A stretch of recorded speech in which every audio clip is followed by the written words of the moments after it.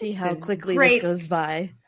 It's been a great, I don't know how long we've been building up to this, because this has been my Stanley Cup ever since we got that.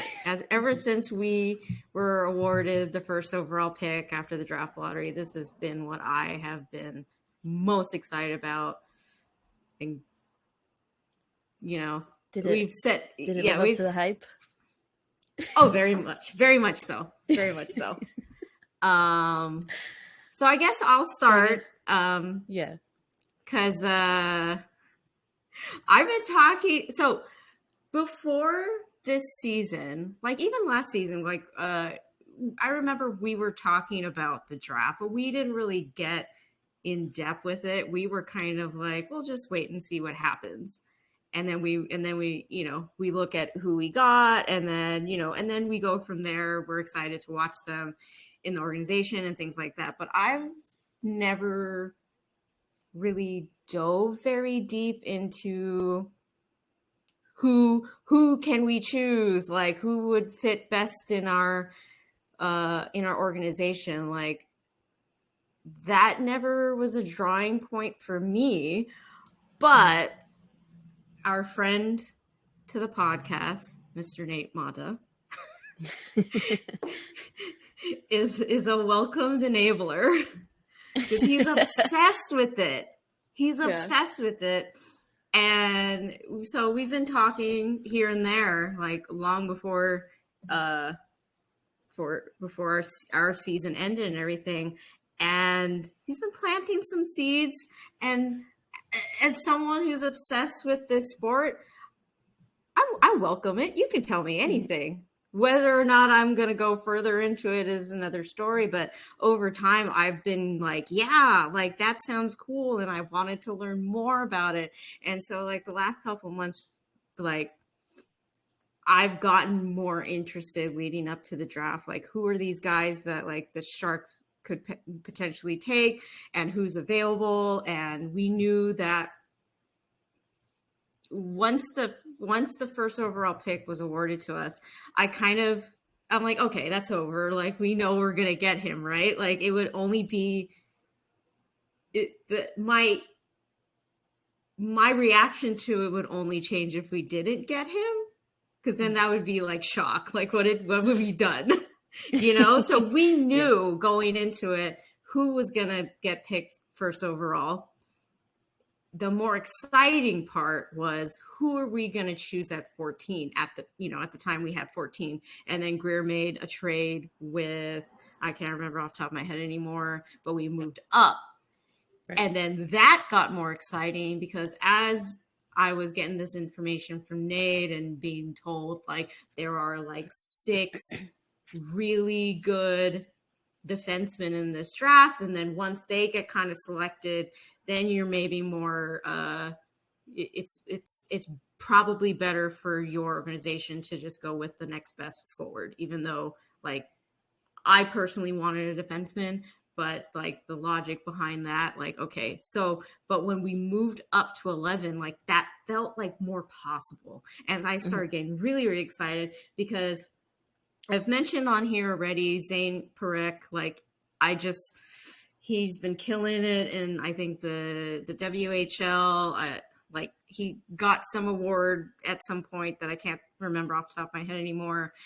On top of him being half Indian and half South Korean, I would love this kid in our organization for a multitude of reasons. So I became more and more invested in like, please, please, please, please, please let him be available at 11. Please, Greer, please choose him. And so anyway, so leading up to the day, like a friend of mine who was getting hyped up about it on Thursday, she was saying, we were talking about something and she's like, that reminds me, I've got to wear some Sharks gear tomorrow. And I was like, great idea. I'm also going to wear some Sharks gear tomorrow. So I like decked out in, well, not the hat I'm wearing today, but I had a different Sharks hat on. I wore my Sharks Pride shirt, and then I wore my teal hoodie, and I was like, yes, we're celebrating all day. Draft's coming up and whatever.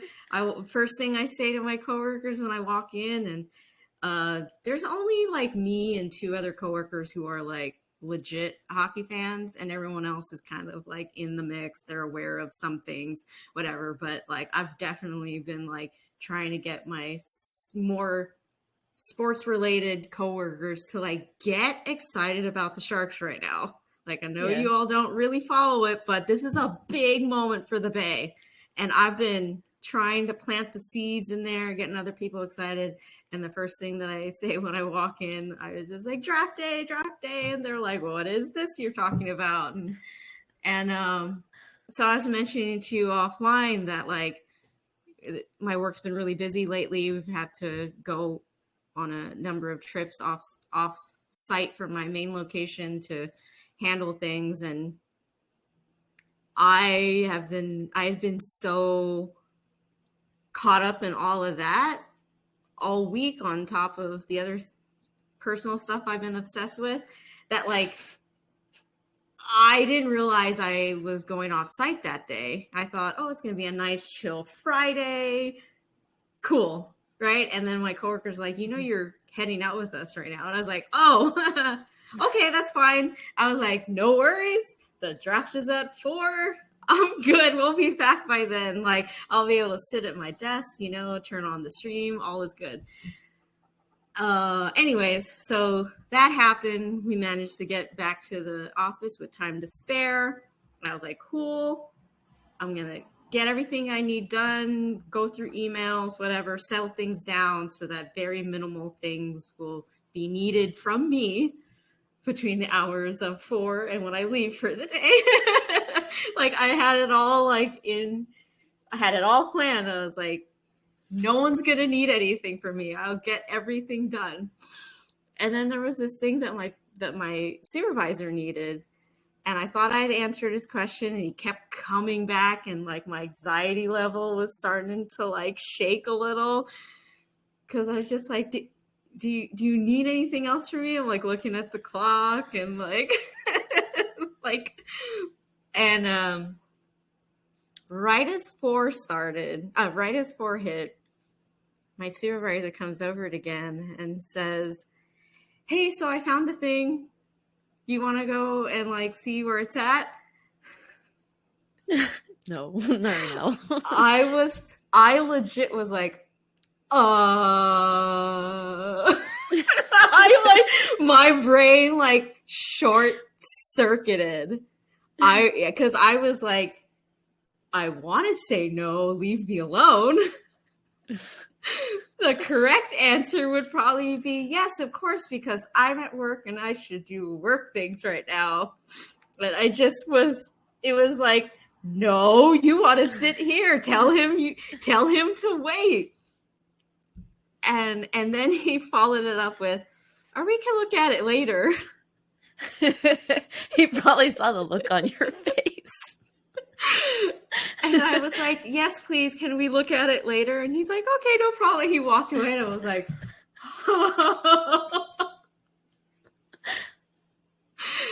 and then I was messaging my coworker. I was like, hey, the draft's starting. And my coworker I was messaging was sitting right next to me. And I said, yeah, and so came by and this is what happened and blah, blah. He's like, yeah, I was overhearing it. And when he like, he knew when the draft was going to be, because I was like talking about it all morning. And to him, like when he heard that, like he was asking me to come over, my coworker's like, no, Jay, say no. You need to say no. It's the wrong time. So it all worked out. I was like, thank God. And yeah, so anyway, so the draft started. Like, as I said, like Nate was out at the draft. So I'm also like, what's happening? And he's like texting me like, oh my God, blah, blah. So I'm like watching it. I'm like texting him. And I'm also doing some work on the side. But like I made sure to like clear the schedule for like 5 minutes to take in Celebrini getting called. The whole Jumbo going up. Oh, perfect. Jumbo going off to, first overall pick gets to, bring in call in the first overall pick. I think that was like super perfect. Like what an amazing, wonderful time for our organization. There was that one Sharks fan who was way too close to the microphone, and and I was like, "Yes, brother, you scream." He is everybody right now on everyone's behalf. Yes, we are there. And I saw some people on Twitter who were just like, "Oh my god!" Like, maybe not like Sharks fans, and they're just like, "Oh my god, this guy! Like, are they really gonna have him sitting next to the microphone the whole time? Because it'll probably be annoying over time." And on one hand, I understand where they're coming from, because it was like, what the hell? Like, but then as Sharks fan, I'm like, yes. Yeah, I saw people loving that.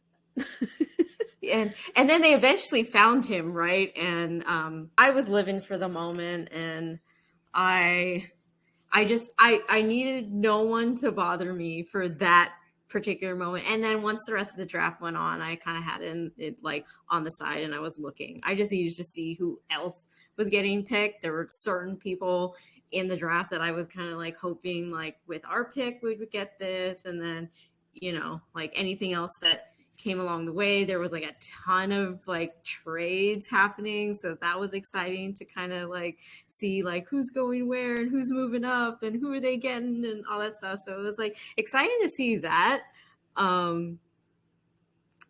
And while I was like working on something on the side and just being like, damn it, this is not how I expected my day to go. Leave me alone. And my coworker had come over because I needed him to look at something. And he was there right around when, so I read that the Flames were trying to make a trade with Utah to move up in the draft order, because they did want to get Tij Iginla, who is the son of Jerome Iginla. So I think they were really trying to get him into the organization, and like Utah, I think, was asking too much for their pick. That was like 2 or something ahead of what the Flames got. So Utah did end up getting Iginla. And I was like, oh, here comes the Flames rivalry. Like, you took Iginla. You don't know what you've started. And then when it got to the Flames pick, then the Flames took who I wanted, Zayne Parekh, and my coworker was in my cube just as I turned to see it. I was like, no. Because I think he was 9th overall and we had 11th, and I was like, we're so close. I was texting Nate and we were just like, oh, there's defensemen still on the board. Like, are we going to get one? Are we going to get one? And I was like, Zayne. And Nate's like, yes. And then when we did it, I was like, no. And Nate's like, I'm sorry, I know. And I'm like, no. We were so close, 2 picks away. But I'm happy with who we got. He makes sense. We got a lot of big boys. And, I'm glad that Parekh went to the Flames, because there were a bunch of mock drafts that I was like looking at and everything. And they were really all over the place. Like Nate was saying, like, oh, all these mock drafts that like throw them in the trash. Like, none of it really, like, even with what I'm going to mention about like the Ducks pick, like that blew my mind. I was like, what? Like he was like projected to go like past 10 or something in that range. So the fact that they like got him at number 3, like that blew my mind. And yeah, so I blew his mind too. What's that? It blew his mind too. Yeah. And like just throughout like of course the whole draft, it was really nice to see what felt like more POCs. Yeah. Um, I think I but saw that there were 3 that were drafted within the top 10, which was really nice to see. Yeah. So, like, me and Nate were talking about that as well. I was just like, oh, another POC. Yeah. And I was making the joke of like, I could probably tell you all the POCs who went and got picked in the draft. Ask me about White Boy, I won't have a clue what you're talking about. Only the white boys that the Sharks picked. And we're just like, we're drowning in white boys. I need some floaties. Oh my god. And but like, you know, one of the ones that I want to talk about, EJ Emery, he talked about in his interview after he got drafted by the Rangers. I think it was like the 30th pick, I think. His dream teammate is Willie O'Ree, and his role model is Keandre Miller. And I'm like, I need this boy to get everything he wants in life because, oh my God. And the fact that the Rangers drafted him, I'm like, please let him play with Keandre. Like, I just need this for this guy. Like, that's adorable. It's so cute. I hope was he a defenseman also? Yes. So there's a possibility of them being line mates. Possibility that he from what I know, and I haven't looked at it very, in depth, like I think he's like more like if his role model is Keandre Miller is more of like defensive and like he will jump into the play, but he's not seen as like an offensive defenseman. So I'd imagine he kind of like aspires to do what Keandre does, potentially a shutdown pair. I would love it. I would love it so much. I love it for him in this moment. Like, how cool is it? You get drafted to the team that your role model is on. Very cool. And I don't remember where I saw it, but apparently Keandre Miller is now following him on his socials. So love it for this guy. Love it. And then Nate was telling me about the unofficial Sharks section that was at the draft, and they were yelling anytime. They were probably the ones that were booing the Kings anytime they went up there. They're like, we're here. This is our moment. We're insufferable. I don't care if anyone hates us right now. Like, this is our moment. Yes. It's been a minute since Sharks fans have had fun, so yeah, let them. So we don't apologize. But apparently there were 2 distinct moments where they were shouting at Greer, trying to get his attention, and he acknowledged them both times. And the second time he looked up and he pointed at the section. I see you there. To feel seen by the GM. Yeah. The GM acknowledges us. And the last thing I'll say about my particular experience with the draft is on top of wanting the second pick in the first round to go to a defenseman. So I'm happy we got Macklin. I'm happy that we got a defenseman that was apparently like, I don't know where Parekh might have been on the Sharks like paper of people who they're interested in getting, but I did see that Sam Dickinson, like they were pleasantly like relieved that he was still on the board for them to get him because that was one of the ones that they wanted. That's kind of reminiscent to what happened with Eklund in his draft year, where they weren't expecting him to fall to 7, and as soon as they saw, they're like, "That he's ours! Like we're gonna take him." Yeah, because when we got to our pick, there was still Zeev Buyan, who was on the winning University of Denver defenseman, more of like an offensive defenseman type role.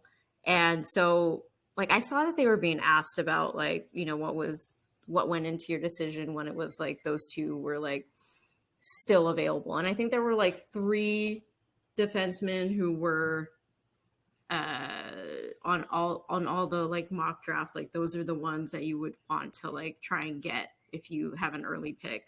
And so, but those were the next 2 like projected best choices. So they ended up going with Sam Dickinson, and I didn't know a whole lot about him at the time. So I was kind of expecting like, we're going to get like Bouillon, right? Like we're going to choose him. And when we didn't, I was like, oh, interesting. I was like, okay, whatever, Sam Dickinson. Let me know all your reasonings why he's going to be amazing for us. Like, I don't care. We got a defenseman. I'm happy. And then one other conversation that I had was about, out of all the positions that we need help with in our organization, in our prospect pool, like we need help with everything, but also with goaltending. And we know the situation right now with goalies, like we've got a lot to work with, but we don't really know like what direction we're kind of heading with any one of them. It's kind of like, let them cook. We'll hold things over in the meantime. But that is like one of the bigger question marks versus like, we have confidence in the up front. We have confidence now on defense. Like goaltending, while it's not my biggest concern, it is still a red flag of what is happening there. And I kind of like, I'm like, I would kind of like us to draft a goalie. Like, I know that there's really none that are like a Marc-Andre Fleury, like in the first round. And even then, like, we probably won't have the opportunity to take him anyway. But me and Nate were looking at like goalies, and he brought up like Ilya Nabokov, who is no relation to Evgeny Nabokov, but I was just kind of like, oh, is he being the one that like everyone's talking about who like could get taken in like the second or third round? Like, sure, I'll get on this ship and I'll get excited for him, and I'll want our franchise to take him. And for him to go, I think he was like in the first 5 picks of the second round. Like, so that blew my mind that like, oh my God. And he was taken by the Avs. And I was like, what? Well, now what am I supposed to get excited about? Like, I need something else to get excited about. Like, who's the next potential goalie? And the 7th round. And I'm happy about that because as we know, with really like every position, like unless you're like a generational player, unless you're Macklin Celebrini, who's definitely going to go in the first round. Like, we can even bring in the example of Joe Pavelski. He was the final pick in his draft, and he's gone on to have a really successful career. No Stanley Cup, but that's a group effort, not an individual effort. And so it really just kind of goes to show, like, you really, even the ones that get picked in the first round, like I almost feel kind of bad for them that they have so much pressure to do well. And as we saw this past season with the Sharks taking on those former first rounders who just had exhausted their time with their respective clubs. And it's like, now they're coming over to us and we give them a space to kind of work through that without, all the glaring, lights and expectations. And we can talk a little bit about like one in particular that I'm remembering we got news about. But, it's like, especially with goaltending, like Henrik Lundqvist was taken in a much later round. Actually, the 2 that we picked up, they resemble very closely the picks that they were taken at. The 7th rounder that we picked up, Henrik Lundqvist was a couple of picks away from that in his draft. And Igor Shesterkin, he was taken in the 4th round. He's the number 1 for the Rangers. So I have hope for them. And then, they'll get to show us what they can do. But really, unless it's someone like a Vasilevsky or Marc-Andre Fleury that's just ahead of their time at such a young age. I'm trying not to sweat about like where we've taken them, in the draft. Like, just let them do their thing. And I'm excited. There's so many moving pieces for our organization, and it's just a very, very exciting time. And to end my experience for the day of the first round, my supervisor came over like shortly after like the Sharks picks were all good and done. And he's like, "Oh yeah, so I saw that the Sharks picked up Mecklin Celebrini." I kind of was like looking at him like, "Yeah." Like, you almost took me away from that, you almost ruined my life a moment ago. Oh my God. So I've been talking forever. What do you want to say, Nessa? I'm happy with the picks. Like, I did not pay as much attention to the draftees as you did, because you were talking to Nate the whole time and he was letting you in on everything. But just from the things that I've seen posted and written about, it seems like the Sharks did a really good job in this year's draft, and I'm really excited for our future. Like, obviously you don't know if all of these kids are going to pan out. You don't.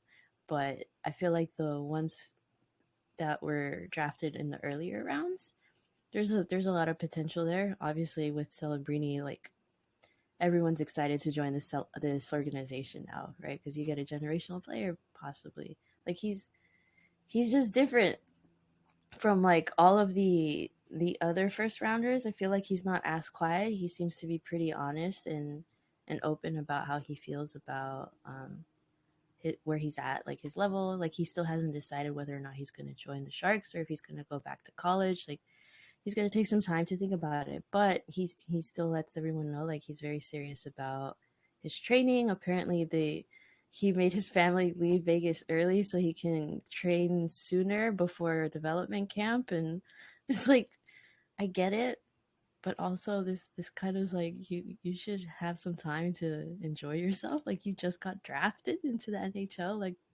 have fun a little. But I am excited about this Dickinson guy. Don't know much about him, but just a little bit of personality that I've been seeing. He seems fun and goofy, and another Ferraro, if you will. This kid we picked up at 33, Igor, how do you say his name? Chernyshov? Seems to he seemed really upset that he wasn't drafted in the first round, but he's like, a hard worker. I'm interested to see how he pans out. And I was looking through Sheng's article about how scouts graded the Sharks in this draft in general, and it seems like everyone has given them an A, which is always nice to see because, in the past we haven't seen that. And I saw a meme of someone, I can't remember what user it was. They posted a meme of like, is his name King Neptune in SpongeBob with the giant pyramid of Krabby Patties, and just listed the prospect pool, the Sharks prospect pool, and we're looking pretty good. So I'm pretty stoked about where this team is gonna go. Yeah, it's such an exciting time for this franchise. Like, we've been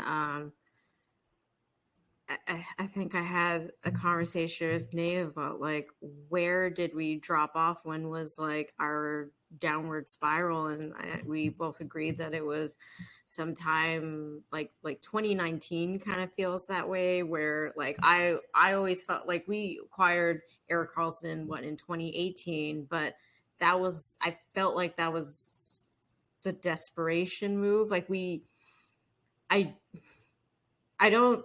don't wish that they had torn it down, but we kind of started to see like, this is not going to be looking good for us in the long run, that we're continuing to sell away picks for the future, for the now. But at the same time, it's like, if we still have any little bit of like that we could pump out of the current roster, like, I can see why you do that. But, from that point, and we all like Erik Karlsson on this podcast, so we're not affiliated with the fan base that blames him for all the problems, but Like he was the one making the decisions. yeah.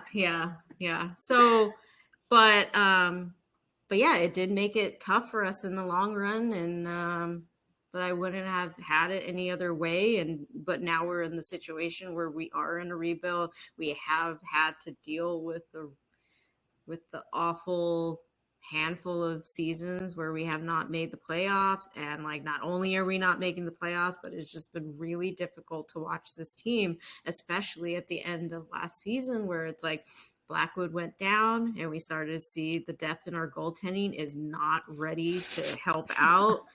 And it was just really painful. It was not only painful as a fan, but it was painful to see like Cooley just getting lit up left and right, and Bro's trying real hard to, and then, his post-game interviews, it's like he takes it to like a very personal level where it's like, please, somebody tell him it's not his fault, because he looks like he is putting the entire team on his shoulders, and bro, they're not helping you, so please stop. Not your responsibility. Yeah. So it just was that level of just like, no, certain players were just like, yeah, it's my fault. It's like, no.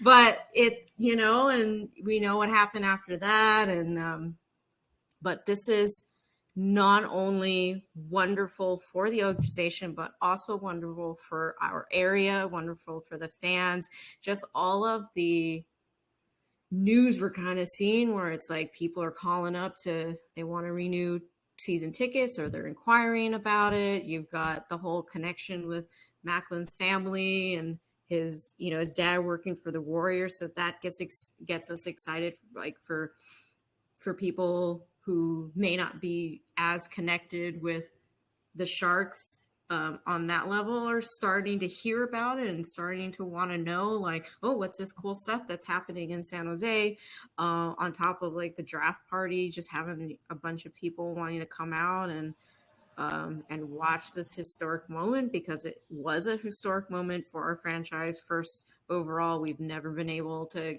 get that pick. It's just a lot of great stuff, and it's like, and we've also been realistic that does not mean this team is not going to suck next year. It's just there's maybe more they'll hope. Suck less. Yeah. Yeah, we're not expecting them to make the playoffs and have a deep run for like at least the next 5 years. That is like our projection. But there's other things to be excited about, which we've really had to kind of grasp at straws over the last couple of seasons, and it's been a difficult time, but but there's a lot of exciting things happening. I wanted to point out that going back to the goalies that were picked, Morehouse was asked about those picks, and he said that Kirsch was their number one goalie on their board of who they wanted to take, and then Cora Slevyov was their number 2 or 3 goalie. So that gets me excited that the ones they wanted were there. So it wasn't like, well, we're just going to have to choose something. Like, they've looked at these guys. They wanted what they saw. I'm happy that it seemed like many of these picks were as expected for them going into the draft. And on top of like folks who do the like the stat cards and stuff like that you see around, there were people, obviously as much as they can unbiased about their looking at all this stuff. There were a number of people who were being like, wow, the Sharks, like, they got this guy, like, he was still on the board, like, and just a lot of like optimism about like Sharks are doing really great. And it's like, yeah, we are. We're doing really great. It's so different, right? It feels different. Okay, not to get so sentimental or too deep into it, but something about this draft, even though I didn't pay attention to it like fully, like I didn't give it my full undivided attention, something about this draft feels a little bit different where I don't know, it feels like things are finally going to start looking up for this team where I think they have enough prospects in where it's going to start making a difference and you're going to start to feel it. At least that's how I'm feeling about it. And then I kind of wish that after like post draft that the whatchamacallit, the what do you call them? The people who pick the kids, the drafts. The GMs? No, not just the GMs. Like within the Sharks organization, obviously the Greer's leadership, a part of it, but the recruiters, the scouts, I don't know. The scouts. Thank you. What are words, dude? Okay, the dudes with a lot of money. Kind of release the dudes with the decisions. The scouts. I wish that they would put out their boards, their like the people they were looking at and why they were looking at them, just to kind of see where their heads at and like just how they're working through the drafts and being realistic about where they are on in their place to be able to pick these people. Like maybe they knew that they weren't going to get this Nabokov kid because someone else would take him, so they were solely focused on Kirsch and Korostelyov, or because they had like forwards or defensemen in mind that they wanted to choose before them, you know? You know what I mean? I can see the interest and appeal from a fan perspective, but I think from an organizational perspective, that's also like showing too much of your strategy and right. Use I as know. disadvantage. Yeah. But it would be just, you know, just be like, ooh. My curiosity. Yeah. Yeah, but like during this draft, I don't know if you want to go back and talk about this Beckett kid, but I don't know if y'all saw. So if you guys didn't watch like I didn't. Well, I didn't get to see this because, you know, after Macklin was chosen, I was still at work, so still got to do stuff. But I did see chatter on Twitter and my friends who were watching it and giving it their undivided attention. We're talking about Beckett and everything, so I had to go back and get the context behind it and whatever. And if you haven't seen it yet, look up Beckett Sennecke's reaction to him getting called for the third overall pick for the Anaheim Ducks, because this guy was projected in mocks to not go that early, like from what I've seen. So it was a shock to me to see him go early. It's a shock to him that he was going early, and you could see it on his face. He was in disbelief. He was mouthing, oh my God, what the fuck? And just, so, you know, obviously being Sharks fans, the Ducks, but I just loved it for this guy, because you're sitting there being like, yeah, all these guys will go before me and I'll get interested in potentially getting picked like 10 plus place. But for him to get called in the top 3, like, what an insane moment. Like, yeah, that is the opposite reaction that Shane Wright had how many drafts ago when he didn't get picked first overall. Okay, so speaking of the Ducks, I just want to give a shout out to like their logo that they're going back to the masked duck head logo. Mighty It's Ducks so one. clean. Mm-hmm. It's so clean. I love this for them because the fans have been screaming for them to go back to this logo for years. I'm so happy for them. It's looking pretty sick. I wish that teams would do like color versus color jerseys games sometimes, because the Sharks against the Ducks jerseys would look clean on the ice. Yep. On top of this unexpected draftees reaction to getting drafted, there were some crazy things going on yesterday during the draft with unexpected trades, and it was like big names, and it was wild. Like Sergachev, I think, got traded to Utah, which nobody really saw coming. But the one that really got me, go Go I want ahead. to make a note of Surichek because I saw earlier today that not only did he get traded to Utah, but he signed an 8-year contract last year or Um, this current, I was looking at Cap Friendly, but he had recently signed an 8-year contract, and they Interesting. just wrapped that up, and You can have them. We don't want that anymore. you can go to Mormon land. Goodbye. Oh my gosh. That's crazy. Yeah, and then so Vegas decided to pull out of Vegas and traded Logan Thompson in the middle of, I don't know what round it was of the draft.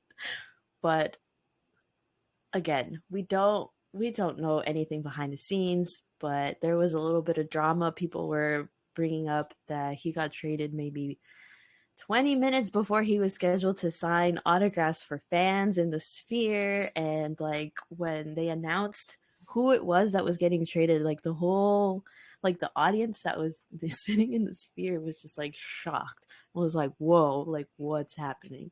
So Logan Thompson ended up getting traded to the Capitals, I believe. I don't remember who they ended up getting back. But yeah, that's always interesting how they decide to take care of these trades in that organization. So I do want to add that it was released that he was told about it. He woke up to the news. So Okay. he went into Spear with the knowledge that the trade was So in the they've works. learned. So thankfully, yeah. Like I saw some people being like, "Oh, well, these players always get told about trades," and it's like That's not what people are reacting to. It's the fact that he's at this table. They've got his fucking picture of him in Golden Knights uniform. And he even went to the table with a Golden Knights hat, and he was told you need to turn that around because you're no longer on, or you need to take it off. You're no longer on the team. And he ended up just turning it backwards. So just the way that it's done, and like I'm gonna put in a little like extra context for people who may not know or may have forgotten. And we're Sharks fans, so We should have given him a Capitals hat for the signing.